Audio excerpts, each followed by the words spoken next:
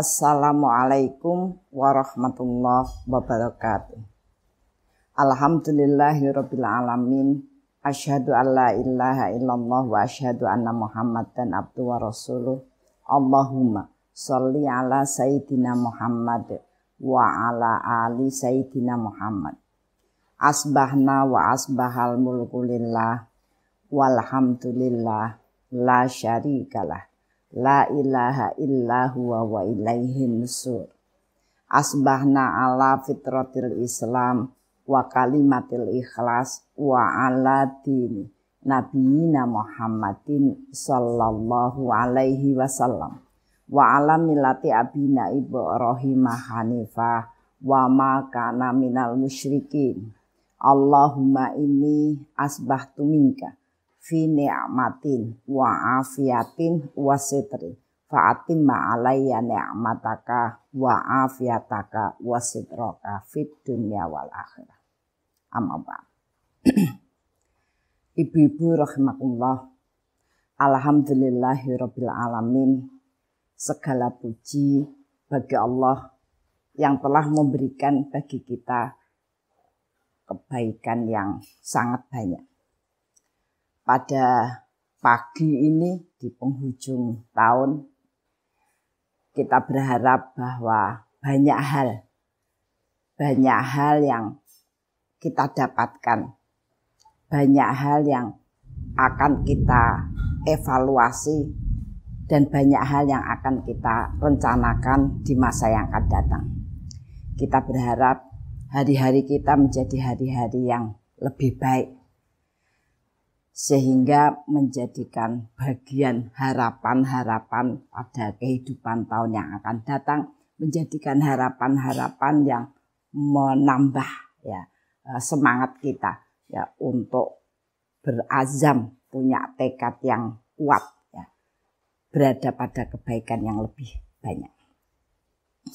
Ibu-ibu rahimakumullah, di penghujung tahun ini marilah kita berusaha untuk mengevaluasi sejauh mana perjalanan kehidupan kita, sejauh mana perkembangan kepribadian kita, sejauh mana kita bisa membersihkan dan mengokohkan jiwa yang merupakan bagian yang utama, bagian yang sangat penting untuk menopang perjalanan kehidupan kita, sehingga amal-amal yang kita lakukan menjadi amal-amal yang bermanfaat, amal-amal yang memudahkan, dan amal-amal yang menyelamatkan kehidupan kita di dunia wal akhirah. Kita akan berbicara, saya berikan judul bincang pagi ini dengan jangan bermain api, karena itu adalah bagian yang memberikan sebuah semangat atau memberikan inspirasi, yang dinamakan api itu sesuatu yang membara, yang akan menjadikan banyak arti dalam kehidupan seseorang. Aku seperti orang yang menyalakan api. Begitu Rasul memberikan perumpamaan.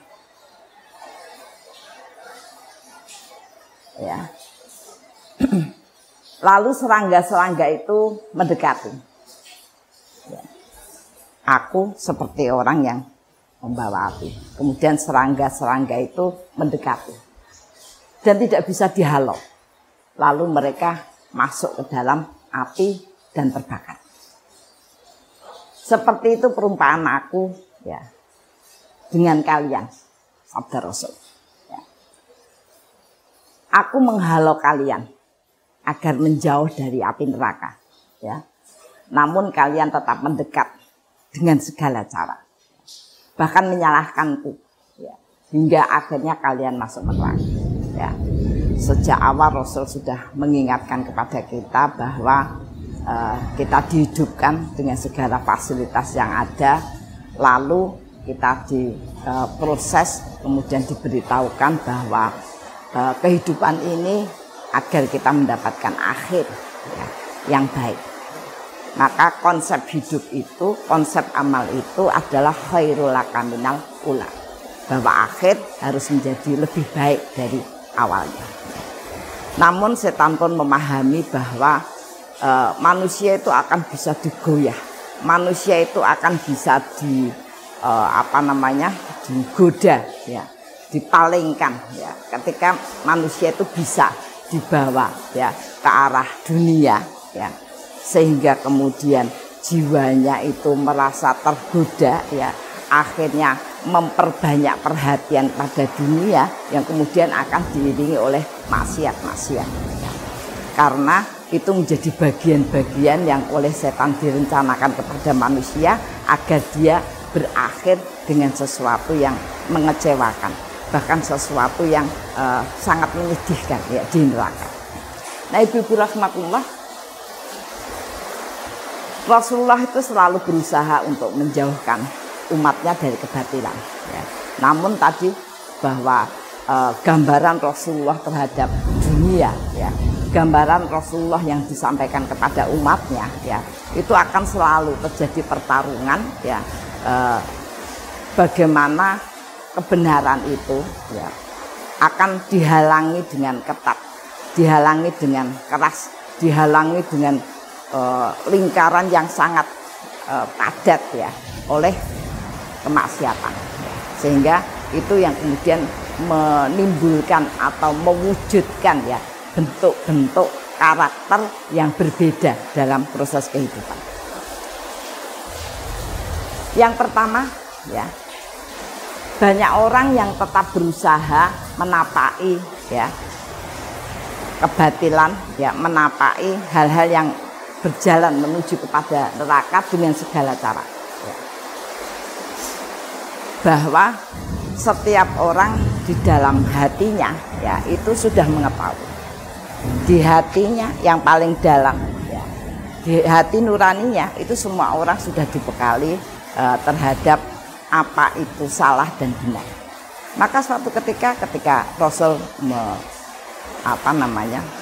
memberikan perintah, ya, untuk mengutus seseorang ke sebuah daerah yang baru, maka utusan itu bertanya, "Ya Rasulullah, bagaimana aku nanti bertindak ketika apa-apa yang aku hadapi itu tidak ada, ya, saya belum tahu rujukannya, belum tahu ilmunya, dan tidak tahu harus bertanya kepada siapa?" Maka Rasul mengatakan, "Iftahti qalbaka, tanyakan kepada hatimu, maka sesungguhnya hatimu akan memberikan sinyal apakah hal itu benar atau salah." Namun sekali lagi, setan berusaha keras untuk menutup mata hati seseorang, ya, dengan berbagai kenikmatan yang ada. Nah, sehingga terjadilah, ya, hal-hal yang yang tidak seharusnya terjadi. Maka tadi dikatakan yang pertama, banyak orang yang tetap berusaha menapaki, ya, menapaki kemaksiatan, menapaki jalan-jalan menuju ke neraka, ya, dengan sadar dan dengan segala cara. Ada orang itu berusaha untuk, ya, menjadi orang yang bisa menikmati semuanya, yang bisa menikmati semua dengan segala cara, ya. Bagaimana seseorang itu bisa hidup mulai dari anak-anak, bagaimana anak-anak itu berusaha untuk ngakali teman-temannya untuk mendapatkan sesuatu yang dia inginkan. Kemudian proses belajar di sekolah. Sekolah itu memberikan sebuah sistem yang menjadikan orang itu bisa teratur, menjadikan orang itu bisa saling memperhatikan yang lain, kemudian tolong menolong, kemudian disiplin dan lain sebagainya. Namun banyak sekali terjadi, apalagi pada zaman sekarang, karena masukan-masukan yang tidak terkendali, ya, tidak teratur, ya. Maka banyak sekali siswa itu yang tidak memproses dirinya, membuat usaha-usaha bagaimana dia berdisiplin dan kemudian bisa berkarya. Mereka mencari cara bagaimana mendapatkan nilai yang baik, mendapatkan dirinya menjadi orang yang terbaik, gitu, ya, dengan segala cara. ada yang kemudian nyontek ya, ada yang kemudian bahkan ke dukun, yang dalam proses ilmiah itu tidak masuk akal, tapi kemudian dilakukan dengan segala cara. Orang tua juga begitu ya, dengan segala cara untuk bisa melakukan sebuah kejahatan. Bayangkan melakukan sebuah kejahatan, melakukan sebuah maksiat, orang tuh butuh berpikir ya, untuk mengelabui ya, untuk menipu, kemudian melakukannya dengan tindakan kekerasan ya, dan lain sebagainya ya. Nah, itu bagian orang yang memang sudah tidak bisa tidak punya kendali sama sekali di dalam jiwanya ya. Ketika dia menginginkan uang, dia berpikir bagaimana bisa mencuri, entah itu bentuknya barang ya di mall, entah itu mencopet, entah itu merampok, entah itu kemudian mencuri di tempat orang dan lain sebagainya. Akan banyak cara yang muncul, yang dibisikkan oleh setan, diinspirasikan ya, karena memang dia menginginkan segala sesuatu harus didapat dengan segala cara. Kemudian yang kedua, banyak orang yang melakukan ya kemaksiatan ya, kejahatan itu dengan sadar, bahkan dengan niat yang terus diperbarui ya. Hidup ya, ada orang yang punya kalimat yang sama, bahwa hidup itu harus berjuang ya, bahwa hidup itu harus selalu memperbarui niat. Itu sebuah kalimat yang sama ya. Namun kemudian dia mengarahkan kehidupan itu ya, dia akan memperjuangkan segala sesuatu yang harus didapat. Dan itu didukung oleh keadaan-keadaan, didukung oleh tekanan-tekanan dunia yang sedemikian rupa ya. Orang kepengen punya rumah, mereka beli Indomelek lah, Indomie lah, yang kemudian berhadiah rumah ya. Orang tidak berpikir bagaimana dia itu berusaha, kemudian berkarya, kemudian merasa bahagia mendapatkan sesuatu dari hasil ya, dari hasil keringatnya. Bahkan kemudian di dalam Islam itu dikatakan, ketika kamu melakukan segala sesuatu, membeli segala sesuatu dengan hasil keringatmu, maka dia punya nilai ya, nilai kebaikan yang tinggi. Namun kemudian setan dengan segala macam langkah-langkah dunianya itu menjadikan seseorang itu tidak terkonsentrasi pada upaya ya, pada usaha keras untuk mendapatkannya, sehingga kemudian banyak sekali tebaran iming-iming hadiah ya, iming-iming hadiah. Mulai dari orang kepengen berhaji ya, dengan kemudian membeli barang apa itu Indomelek, apa itu ya, apalah makanan yang berhadiah haji dan umroh ya, atau kemudian menginginkan rumah, menginginkan mobil, menginginkan sepeda motor dan sebagainya. Maka kemudian saraf kehidupannya itu didorong bagaimana dia itu kemudian terus memperbarui tekadnya, bersemangat untuk mencari ya, bagaimana dia mendapatkan sesuatu tanpa berusaha ya. Itu yang kemudian banyak sekali orang-orang yang jahat, orang yang punya maksiat, orang yang memang berniat buruk gitu ya. Itu terus memperbarui berbagai cara. Bahkan kadang-kadang memperbarui niat, dia tahu bahwa ternyata yang kemudian akan diberkahi, akan ditambah, akan diberikan banyak kenikmatan itu adalah orang yang ada kebaikannya. Sampai-sampai kemudian dia berniat, kalau toh kemudian dia mencopet, maka dia mengambil sebagian untuk infak. Kalau dia kemudian merampok dengan uang yang besar, maka dia niatkan untuk dizakati dan lain sebagainya. Berbagai cara untuk menggabungkan, bahkan kemudian selalu memperbarui niat ya, dengan segala macam. Aku harus bisa, aku harus menunjukkan bahwa walaupun aku tidak punya pekerjaan, tapi aku memiliki segala sesuatu dan lain sebagainya. Bayangkan, setan membuat iming-iming ya, orang itu cukup sekali digoda bagaimana kepingin sesuatu yang bukan haknya, kepingin sesuatu tanpa upaya ya dan lain sebagainya, sehingga kemudian menjadikan orang terdorong ya, suatu saat setan membantu meloloskan orang itu mendapatkan sesuatu ya, sekedar mulai dari uang, mulai barang sampai kemudian mendapatkan istri orang ya. Ada juga itu tidak sekedar laki-laki, banyak sekali wanita yang kemudian profesinya itu adalah menggoda ya, menggoda suami orang ya agar ini. Kenapa tafsirnya begitu? Sudah sering dikatakan setan itu selalu membujuk dalam konteks ya perselingkuhan, dalam konteks ya orang-orang berzina dan lain sebagainya. Itu yang dibidik kebanyakan adalah orang-orang yang sudah berkeluarga. Kenapa? Karena setan tahu bahwa orang yang sudah berkeluarga kemudian melirik yang lainnya itu adalah bagian yang akan membawa permasalahan yang sangat besar, dan setan sangat senang ya ketika seseorang terjebak dalam masalah yang sangat besar dan tidak bisa keluar ya. Akhirnya orang itu meniatkan sama-sama saya itu dimarahi sana sini sekalian aja kemudian saya melakukan yang lebih banyak ya. Nah, itu sudah menjadi jebakan yang kemudian dia tidak bisa keluar ya. Kemudian yang ketiga, ada orang yang merasa harus ya berupaya menyetarakan ya, menyetarakan kesenangan dunia dan akhirat. Sebenarnya setiap orang itu selalu tahu bahwa bagian penting dalam kehidupan ini, akhir dari kehidupan ini adalah akhirat. Maka orang yang bersenang-senang sekalipun itu tetap berusaha menyetarakan, ya, menyetarakan hal-hal yang sifatnya dunia dan akhirat. Itu menjadi hal yang memang berpangkat dari pemahaman yang salah terhadap doa Rabbana atina fid dunya hasanah wa fil akhirati hasanah wa qina adzabannar. Dalam bahasa Arab, maka tata bahasa yang dipentingkan itu adalah akhirnya. Sehingga doa itu mempunyai arti bahwa ketika kemudian kita itu menyempurnakan akhirat kita, amalan akhirat kita, maka Allah akan memberikan bagian kebaikan dunianya. Ya, seperti isyarat sebuah ayat, man amila sholihah min dzakarin au untha wa huwa mu'min fala tuhziyanahu hayatan thayyibah.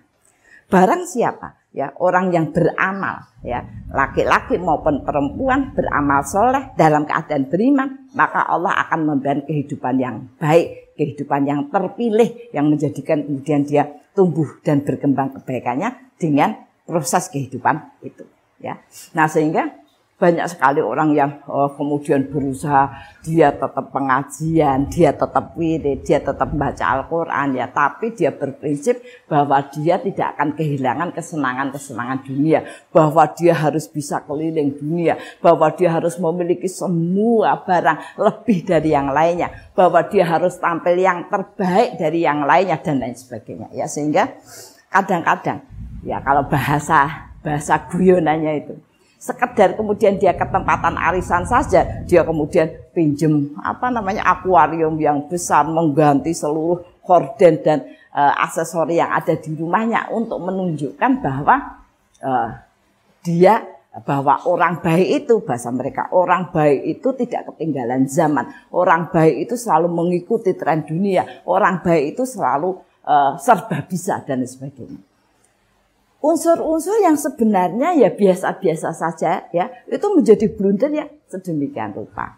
Artinya orang merasa bahwa orang yang sekedar konsentrasi pada akhirat ya, maka ya nanti akan ketinggalan zaman. Ya, kalau dalam bahasanya desit ya, deso banget gitu, dia tidak mengikuti perkembangan zaman.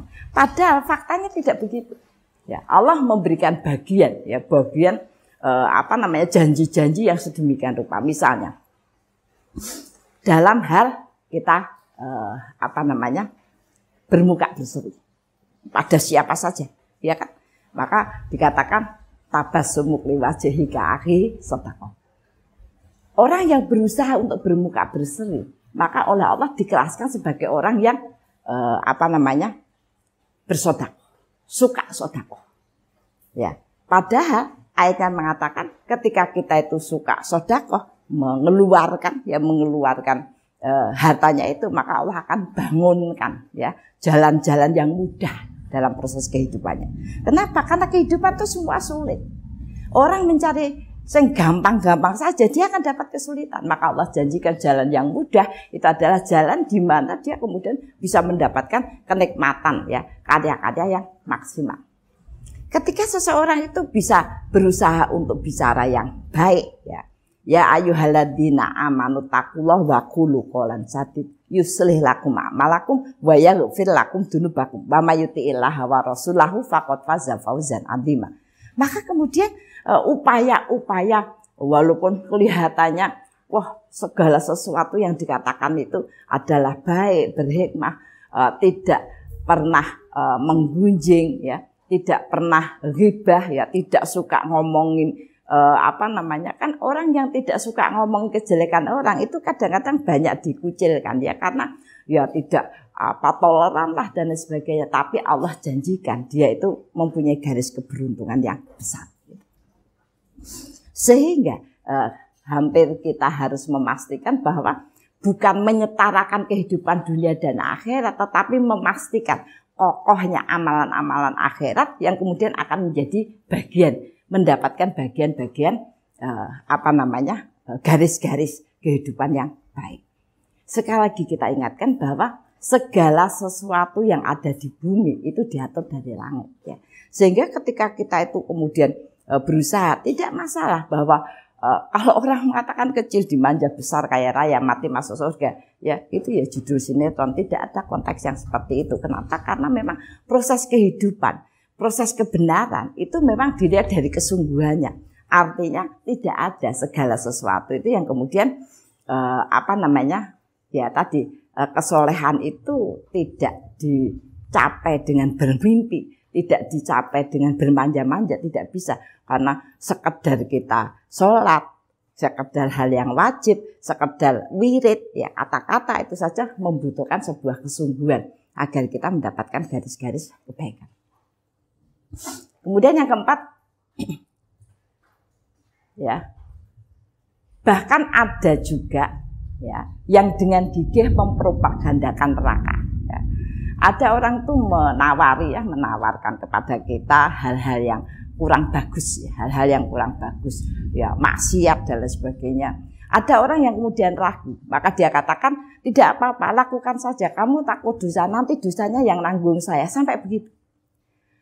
Propaganda maksiat, propaganda setan menuju kepada neraka itu sampai sedemikian rupa. Orang berani ya menanggung dosa. Ada seseorang yang memang tidak biasa, baru entah mulai dari ditawari rokok, ditawari ganja, ditawari zina, ya ditawari minum-minum ya. Itu banyak sekali orang yang dengan mantap mengatakan, ayo lakukan saja, jangan takut dosa, aku yang nanggung. Nanti bilang sama Tuhanmu bahwa aku yang nanggung dan lain sebagainya. Dan orang itu entah kemudian tidak berani, entah merasa banyak sekali orang yang kagum dengan orang-orang yang merasa dia benar-benar bertanggung jawab. Sedemikian, setan itu akan memalingkan orang-orang yang ragu ya kepada orang-orang yang memang tidak baik. Sehingga yang dinamakan keyakinan itu ada orang bertanya, kenapa saya itu selalu meragukan? Kenapa saya sulit sekali tidak percaya kepada takdir Allah? Ya karena yang namanya yakin itu harus ada sebelum semuanya terjadi. Dan ketika kemudian pandangan-pandangan kita terhadap dunia, walaupun dalam bahasa orang sederhana saja dia mengatakan, saya itu hanya pengen hidup sederhana. Ya, saya punya keluarga yang saling mencintai, keluarga yang saling mendorong, rumah yang bisa nyaman ditempati, yang pantas kemudian mendapatkan kehidupan yang terus bisa berkembang dan lain sebagainya. Namun yang menjadi tidak sederhana itu adalah ketetapan-ketetapan dunia, yaitu ada garisnya. Tidak semua hal yang kita inginkan, yang seperti kita lihat di sinetron, seperti kita lihat dalam kehidupan ya, yang segala macam itu ya, itu belum tentu menjadi garis kita. Itu yang membuat kemudian orang-orang itu tertekan, kemudian setan memberikan bisikan-bisikan kalau Allah itu bisa memberikan rezeki kepada orang yang menurutku kurang bagus saja bisa, kenapa tidak bisa? Itu kan berarti tidak adil. Apa yang kurang dari saya, kenapa dari kecil sampai sekarang kemudian saya mendapatkan banyak tekanan ya dan lain sebagainya itu. Sehingga tadi dia mudah sekali termakan propaganda yang kurang. Nah sehingga kalau bahkan orang-orang yang taruhlah berselingkuh itu juga merasa dia masih punya niat yang baik. Saya tidak pernah berniat untuk menghancurkan kehidupan rumah tangga saya. Saya tidak pernah berniat untuk menyepelekan istri saya. Cuma saja saya itu manusia yang punya hak menikmati kehidupan, punya hak dan lain sebagainya. Dia lupa kepada kewajibannya. Padahal seperti kita sampaikan di dalam kaidah-kaidah kehidupan, Allah itu akan memberikan balasan pada seseorang yang menyempurnakan kewajiban, bukan orang yang berusaha menyempurnakan mendapatkan hak-haknya. Ya karena upaya-upaya itulah yang kemudian akan merubah dan membangun karakter seseorang. Ya, nah kemudian yang selanjutnya ada yang menuju api neraka karena kelemahan jiwa. Ya, kita itu tadi orang yang lemah jiwanya itu dikatakan ya karena dia gelisah, bingung. Dia menginginkan segala, biasanya kasusnya itu ya memang karena dibandingkan dengan dunia, dibandingkan dengan kenikmatan, dibandingkan dengan kelayaan, dibandingkan dengan harga diri ya dan lain sebagainya. Sehingga dia merasa lemah. Kenapa merasa lemah? Menurut dia banyak sekali harapan-harapan yang menurut dia itu sederhana, harapan orang yang umum itu tidak bisa dipenuhi.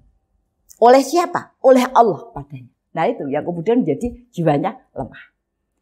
Dia selalu berharap segala sesuatu yang tidak ada. Berharap orang tuanya tidak itu karena memperlakukan tidak benar. Berharap kehidupan teman-temannya tidak begitu. Dia kepingin lingkungannya begini, lingkungannya begitu. Sementara garis kehidupan dunianya tidak begitu. Ya. Sehingga jiwanya semakin lemah. Kenapa jiwanya lemah? Tidak yakin bahwa segala sesuatu yang diberikan kepada manusia itu adalah lewat ketetapan. Sudah sering kita sampaikan. Ketetapan kehidupan dalam perjalanan manusia itu ada dua. Satu musayyar, sesuatu yang tidak bisa dirubah. Sesuatu yang tidak bisa dirubah. Ya, bahkan kalau dalam bahasa ajal, kapan kemudian kita meninggal, ya kan? Dalam bahasa jodoh, ya, apa yang akan mempengaruhi atau yang akan terhubung dengan kita, mulai dari suami, kemudian keluarga, kemudian kerabat dan lain sebagainya itu sudah ditetapkan. Jadi kita itu misalnya ada orang berpendapat bahwa dia kepengen nikah, ya akan menjadi bahagia pernikahan itu kalau kedua orang tuanya atau kedua belah pihak, baik orang tuanya maupun mertuanya sudah meninggal semua, ya. Dia pengen mengekspresikan dirinya, tidak dipengaruhi oleh siapapun dan lain sebagainya. Padahal garisnya tidak begitu. Maka itu menjadikan kehidupan atau jiwanya menjadi lemah. Ya, sebenarnya apa? Karena harapan-harapannya tidak pas antara harapan hati dengan harapan-harapan yang dia lihat. Kalau dalam bahasa kegelisahan itu, kalau begini itu kan namanya pas. Ya, jadi kemudian tidak ada kegelisahan. Ya, nah kadang-kadang kita begini, ini sama-sama jarinya itu 5 numpang tapi tidak tepat. Ya, tidak tepat. Sehingga kemudian membuat kegelisahan. Ya, ada hal-hal yang kurang tepat. Maka Allah sampaikan kepada kita bahwa kita itu harus punya keimanan terhadap segala sesuatu yang diberikan kepada kita.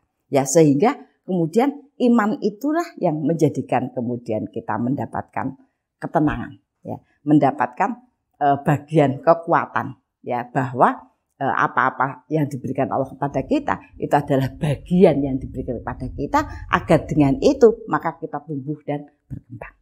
Nah, untuk itulah ada bagian mukhayyatnya. Apa yang perlu kita upayakan, ya? Orang yang punya kelemahan jiwa itu terlalu tinggi harapannya, kadang-kadang memang bukan bagiannya dan terlalu sedikit upaya-upaya yang dilakukan untuk memperbaiki kehidupan, ya. Nah, kadang-kadang ketika kita mengambil mukhayyat, bagaimana kita itu mengupayakan, mengikhtiarkan kehidupan kita, itu pun tidak sesuai dengan ketetapan-ketetapan yang ada, ya. Bagaimana kita disuruh menjadi orang yang baik, ya. Ya, kita harus menjadi orang yang dicintai banyak orang, ya kita harus mencintai banyak orang. Apa itu mencintai? Memberikan kebaikan yang banyak. Dan hanya orang yang punya kekuatan jiwalah yang kemudian terus bisa melakukan itu. Ya, nah kemudian yang selanjutnya, ya, ada yang menuju api neraka karena kemalasan untuk merubah diri menjadi lebih baik. Wah, ini problem anak-anak sekarang. Ya, mulai dari jiwanya lemah karena banyaknya tuntutan yang dia lihat, kemudian menjadi di sisi lain dia malas, ya, untuk melakukan segala sesuatu, menyempurnakan segala sesuatu. Maka sering sekali saya ingatkan, Allah itu sampai memberikan bagian yang sangat pokok dan sederhana dalam proses perjalanan kehidupan manusia. Barang siapa punya karakter menyempurnakan kewajiban, maka Allah akan memadui. Yaitu dibuat semua yang dilakukan itu pas, cocok dan disukai orang lain. Dan diakhirkan dalam kebaikan. Itu sebuah kalimat yang sangat sederhana. Allah memberitahukan bahwa orang itu tidak bisa malas. Kenapa? Karena dia harus menyempurnakan kewajibannya. Bagaimana dia menegakkan sholat dengan waktu yang ditentukan. Bagaimana dia mengurus segala sesuatu, ya, menumbuh kembangkan karunia yang diberikan. Kalau kita tidak kepengen berbuat apa-apa, maka kelak Allah tidak akan memberikan kita apa-apa. Karena salah satu pertanggungjawaban itu adalah bagaimana kita itu memproses, ya, karunia yang diberikan kepada kita. Entah itu diri kita, entah itu kemampuan kita, entah itu waktu kita, entah itu lingkungan kita. Tanpa itu kita tidak akan tumbuh dan berkembang. Orang-orang sekarang, apalagi ya anak-anak sekarang, itu memang diberikan bagian-bagian yang dia selalu menginginkan karunia yang diberikan kepada orang lain, ya, sehingga kemudian dia bukannya kemudian dia berusaha, ya, namun kemudian memikirkan hal-hal yang untuk mencurangi, ya, bukannya kemudian dia memberikan manfaat, ya, tetapi memanfaatkan dan lain sebagainya. Jadi itu menjadi bagian yang penting dan menjadi PR kita bersama bahwa tidak ada, ya, kalimatnya Allah sampaikan kepada kita, waladina jahadu fina lanahdianahum subulana. Barang siapa bersungguh-sungguh dengan segala upaya, dengan melatih potensi, memaksimalkan potensi, maka Allah akan berikan kepadanya banyak jalan. Innallaha lama'al muhsinin. Allah mencintai orang-orang yang selalu memperbaiki, ya, memperbagus, ya, amal-amalnya, ya, sehingga itu tidak ada dalam kamus kebaikan. Sementara setan itu selalu mencari cara agar orang itu malas, ya. Bagaimana dia tidak berusaha mendapatkan sesuatu, seperti tadi orang kepengin rumah, kepengin mobil, kepengin sepeda motor, kepengin uang 1 miliar, ya, tanpa melakukan segala sesuatu. Baik melakukan amalan-amalan yang berbentuk ukhrawi maupun amalan-amalan yang harus dicapai. Dan bagaimana mungkin itu terjadi? Nah, sehingga kemudian menjadikan orang-orang itu hidup dengan berbagai khayalan dan akhirnya terjebak, ya, dalam bagian-bagian yang dia tidak bisa keluar, ya, dari kungkungan-kungkungan kemaksiatan yang ada. Kemudian ya tadi, ya. Dan ketika kita sudah terperangkap dalam berbagai bentuk hal yang tidak mengarah pada kebaikan, setan itu hanya perlu menggoda sekali, kemudian digulung terus sampai dia tidak tahu jalan kembali, ya, kayak obat nyamuk. Nah, sehingga merasa tertekan, merasa terhimpit, ya, mendapatkan suasana yang gerah, terbakar, terluka, sehingga mudah emosi, mudah marah, ya, gampang menyulut permusuhan, ya, dan lain sebagainya, sehingga kehidupan itu, ya, rasanya dia tidak bisa menikmati kebahagiaan, perhatian, ya, selalu saja melihat orang itu adalah kejelekannya, ego yang naik, kemudian suka mencaci maki, suka memanfaatkan dan sebagainya, sehingga suasana yang seperti itu kadang-kadang kemudian menyulitkan kita keluar dari keadaan yang begitu. Nah, maka akan memunculkan, ya, sikap, ya, kasus, ya, keadaan yang tidak dirubah itu, keadaan yang sudah carut marut ya keadaan yang kadang-kadang orang itu kalau menceritakan masalahnya tidak tahu saya harus bercerita apa. Jarang sekali orang itu berkonsultasi, menceritakan masalahnya. Itu berawal dari hal-hal atau kekurangan-kekurangan dirinya, kemalasan dirinya, ketidakdisiplinan dirinya. Kalau toh ada orang yang terlihat teraniaya, kalau toh ada orang yang terlihat suasana kehidupannya itu sedemikian rupa membawa pengorbanan, tetapi dia orang yang benar, Allah tetap akan selamatkan. Karena ketika Allah menekan dengan berbagai ujian, itu tujuannya memperkokoh jiwa. Jadi ketika seseorang itu terbelenggu banyak masalah, tidak bisa keluar, ya, kemudian berakibat dari beberapa hal yang akan muncul, ya itu pasti berawal dari kehidupan yang seperti di atas. Yang pertama, menyalahkan keadaan. Menyalahkan keadaan. Orang yang menyalahkan keadaan itu berawal dari proses kehidupan yang kurang bagus. Ya, dia terjebak atau dia berada pada lingkungan yang memang tidak memberikan bagian-bagian yang membawa dia pada kebaikan yang banyak. Menyalahkan keadaan. Padahal balasan diberikan sesuai dengan apa yang dilakukan. Seperti saya sampaikan tadi, ketika kita tuh dimusuhi, ketika kehidupan kita itu tidak nyaman, itu kita harus mencari sebab-sebab pokok jalan kehidupan kita. Yang pertama, ketika orang itu tidak menyempurnakan ketaatan, tidak mempedulikan bagaimana memperbagus ketaatan, perintah, baik itu dalam bidang ibadah, baik itu dalam soal muamalah, baik itu dalam soal kebaikan. Maka dia tidak akan mendapatkan rahmat. Rahmat adalah suasana yang menjadikan seseorang itu menjadi mudah, semangat, ya, dalam kebaikan. Ya. Nah, itu hal yang tadi kalau kemudian sulit bagi kita melaksanakan kebaikan, entah itu sekedar sholat, ada kebaikan, ada silaturahim. Ya. Manusia sekarang itu sangat mudah dia merencanakan dan mempersiapkan dirinya untuk menikmati keadaan. Mau jalan-jalan kayak kemudian dolan, kemudian kita pesta-pesta, semuanya bisa. Namun ketika sesuatu itu bentuknya kebaikan yang punya arti mendalam, nilai dalam kehidupan, itu menjadi sulit. Itu kurang rahmat. Kenapa? Ya tadi tidak menyempurnakan konsentrasi pada ketaatan. Kemudian yang kedua, ya tidak bisa bermuka berseri. Makanya sampai sekali lagi ya disampaikan, selalu saya ingatkan, Ramadan itu dihadirkan untuk memperbaiki karakter pokok. Yang pertama, gembira, bermuka berseri. Bermuka berseri. Artinya hatinya itu selalu bersyukur ketika dihadapkan pada banyak hal. Karena bermuka berseri itulah yang akan menjadikan seseorang dibangunkan jalan-jalan yang mudah. Ketika seseorang itu selalu sulit menemui urusan itu sulit, sama orang tuanya sulit, sama saudaranya sulit, lingkungan sulit, merasa tidak diterima suami, merasa disalahkan anak, merasa disalahkan tangga dan sebagainya, suasana serba sulit. Salah satunya memang tidak nampak perasaan bersyukurnya, banyak mengeluh, banyak dia merasa bahwa semua yang dihadirkan pada dirinya kurang pas, ya. Keluhan, caci maki, kekecewaan, ketersinggungan, ya. Itu menjadikan ekspresinya itu tidak berseri, ya.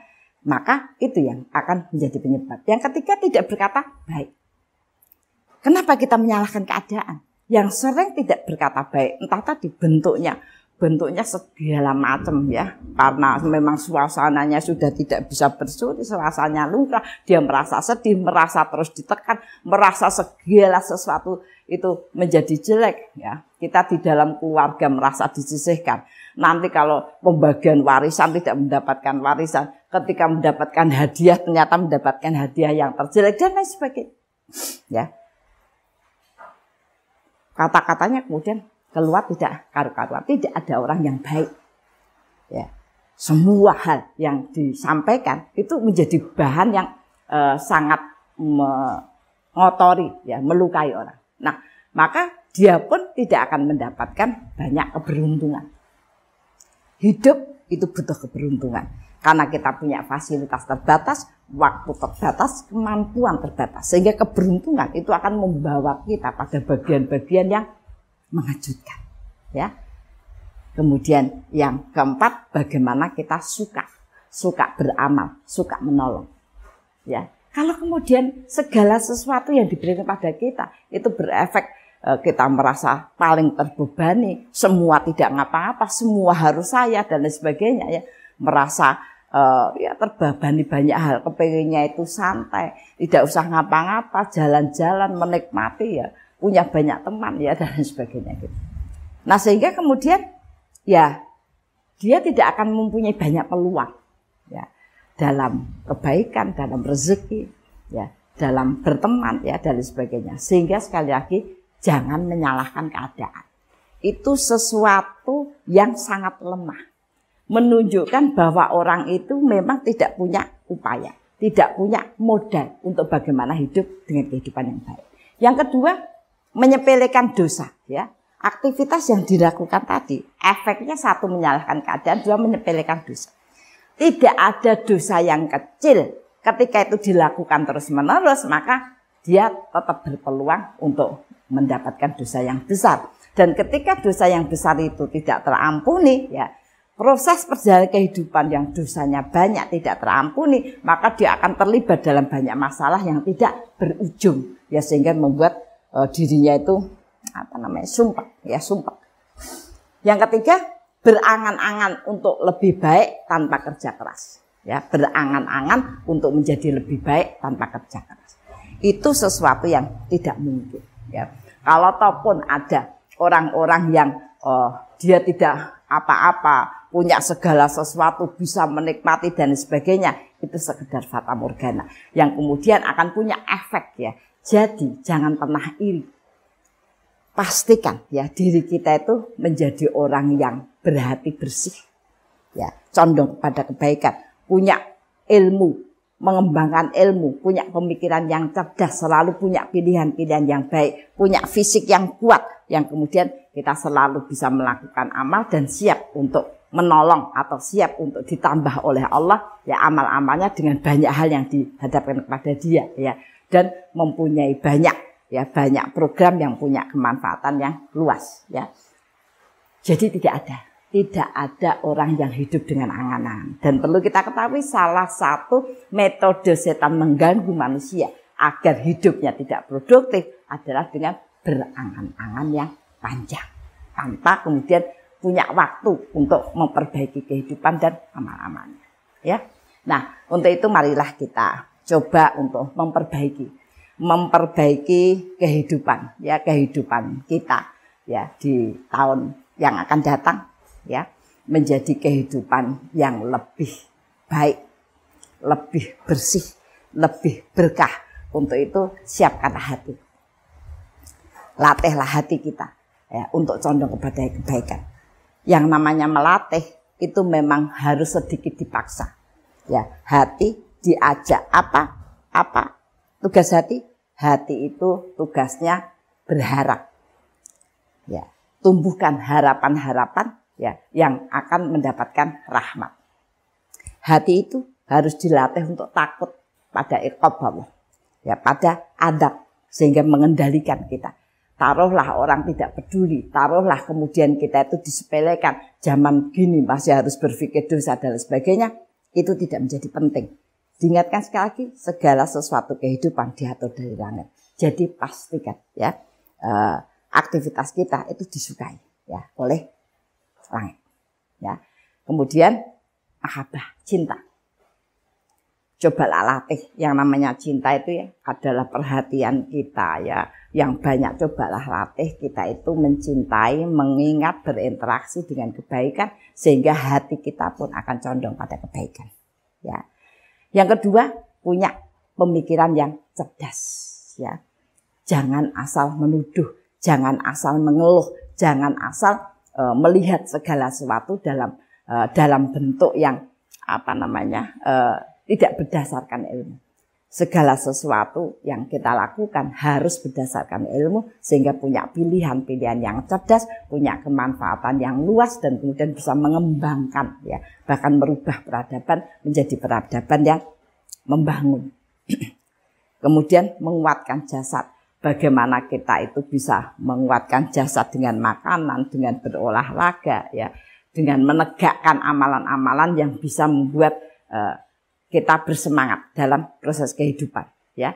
Dan kemudian bagaimana kita membangun ya muamalah, ya, berinteraksi dengan orang-orang baik, kemudian membuat program-program yang punya kemanfaatan, ya, dan kemudian bergabung dengan orang-orang yang punya niat kebaikan sehingga kita terjaga dari godaan-godaan setan, terjaga dari godaan-godaan yang sudah bentuknya program-program maksiat, ya, sehingga kehidupan kita pun menjadi kehidupan yang lebih produktif. Semoga kehidupan kita di tahun baru ini menjadi kehidupan yang selalu kita harapkan dan selalu memberikan bagian inspirasi. Syukur kita akan menjadi sebab inspirasi bagi kebaikan orang yang banyak. Begitu Ibu-ibu, mari kita tutup bincang kita ini dengan doa. Ilaha diniyah wa fi ridhoillah bi barakatil Fatihah.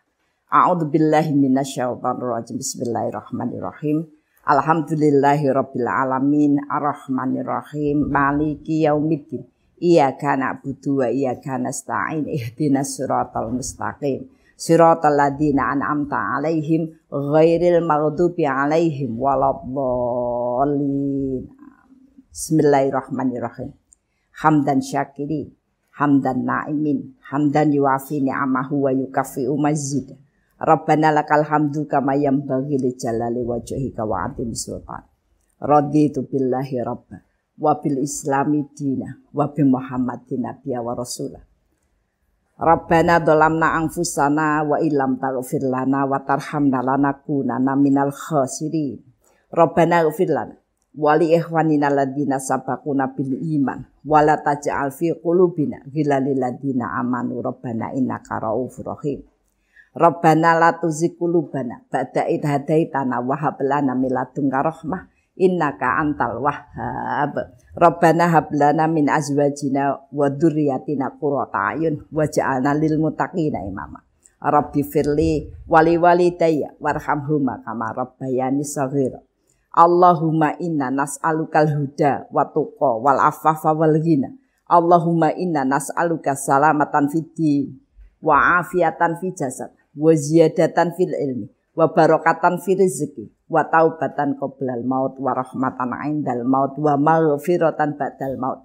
Allahumma hawin 'alaina fi sakaratil maut wa najatan minan nar wa afaindal hisab.